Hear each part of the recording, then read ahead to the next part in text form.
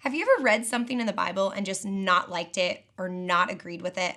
Well, I have, and that's coming from one of the junior high pastors at the Vista campus. My name's Shara, and today I'm telling you that in James chapter 1, verse 2, I have a problem with this verse. It says, "Count it all joy, my brothers and sisters, whenever you experience various trials." I don't have a problem with the fact that it says we're going to experience trials. I know that. I've been through trials. I know others are in trials. I don't have a problem with seeing joy in the midst of things. My problem is the word all. Count it all joy. Because when you're in the midst of a trial, whether you're in one now or you've been one in the past, it's really hard to count every single bit of it, all of it as joy. Every piece, the pain, the heartache, just all of it. Whether that trial is a financial problem, whether it's a marriage problem, whether it's grieving the loss of someone and it's just uprooted your whole life. And today I want to talk about that. How do we count it all as joy? And my answer is, I don't know. I'm still figuring that out myself, going through some of my own trials right now of still grieving the loss of my friend Paige Hilkins, still dealing with my own depression, going through things in life. How do I count all of it, every piece of it as joy? Well, I don't know. I know on this side of heaven that's really hard. When we stand before the throne of God in heaven, I think that's when we'll really be able to count all of it, every single bit of it as joy, because we're standing before the Lord. But on this side of heaven, how do we do that?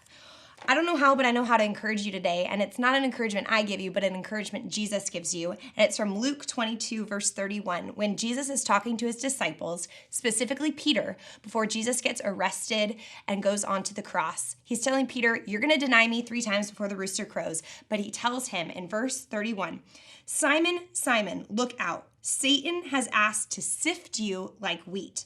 But I have prayed for you that your faith may not fail. And you, when you've turned back, strengthen your brothers." Now, when you hear the word sift like wheat, you're like, what does that mean? Well, this is where the strainer comes into play.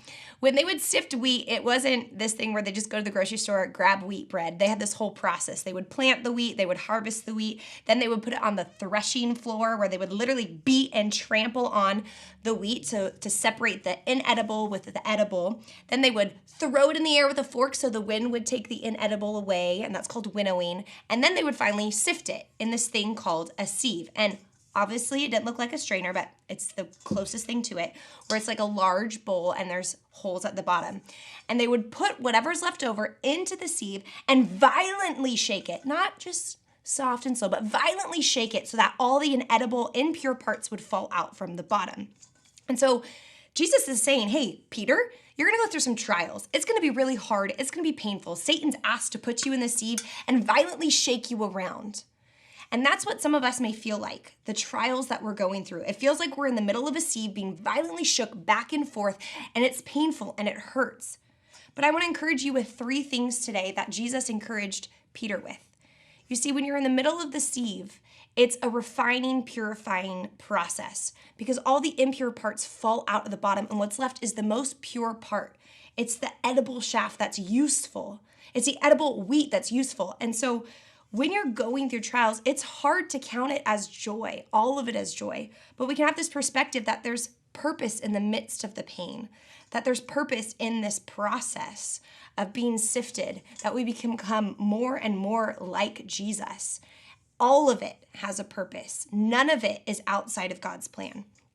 And the second thing you can be encouraged by is that Jesus tells Peter, when you're in the middle of the sieve, when you're being sifted, when you're in that trial, when you're in that heartbreak, when you're crying, when it's harder than you've ever imagined, I, Jesus, have prayed for you that your faith may not fail. Jesus prays for you and me. He's not sitting up in heaven just sitting down, chilling, watching Netflix. He is our intercessor. He is praying on behalf of us.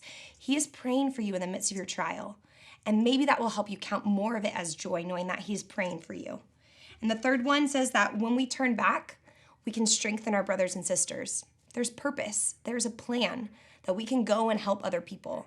There's been moments I've been in the sieve and it's been really hard to be sifted like wheat, when times in my marriage, times with grieving my friend Paige. But now I can come and encourage you and say, I'm not alone. God's praying for me. You're not alone. God's praying for you, and there's purpose in it. And maybe you can't count all of it as joy, but you can count more of it as joy.